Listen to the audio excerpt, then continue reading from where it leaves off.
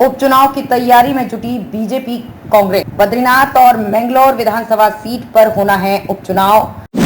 BJP ने नियुक्ति के प्रभारी, कांग्रेस का हाथ खाली।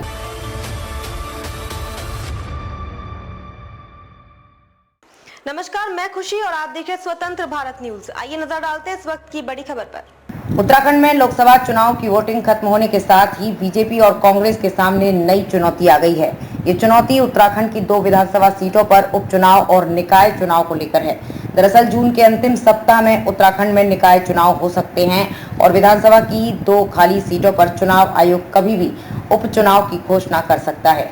खाली हुई दोनों सीटों में बद्रीनाथ सीट पर कांग्रेस का कब्जा था, जबकि मंगलौर सीट पर बसपा का कब्जा था। कांग्रेस विधायक भंडारी हुआ थे बीजेपी में शामिल, बसपा विधायक अंसारी का हुआ था निधन। उत्तराखंड में 2 विधानसभा सीटों पर उपचुनाव होने हैं, जिसमें से एक चमोली जिले की बद्रीनाथ विधानसभा सीट है, जबकि दूसरी हरिद्वार जिले की मंगलौर विधानसभा सीट है। मंगलौर सीट से बसपा से विधायक रहे सरवत करीम अंसारी का अक्टूबर में निधन हो गया था, तब से ये सीट खाली है। जबकि बद्रीनाथ विधानसभा सीट से कांग्रेस के विधायक रहे राजेंद्र भंडारी इस्तीफा देकर भाजपा में शामिल हो चुके हैं, जिस वजह से ये सीट खाली हुई है। इन दोनों ही सीटों पर उपचुनाव होने हैं। माना जा रहा है कि बद्रीनाथ सीट से भाजपा राजेंद्र भंडारी को ही टिकट दे सकती है। दोनों सीटों के लिए भाजपा ने नियुक्त किए विधानसभा प्रभारी। उधर भाजपा ने दोनों ही सीटों पर विधानसभा प्रभारी की नियुक्ति कर दी है, जिससे उपचुनाव को लेकर तैयारी की जा सके।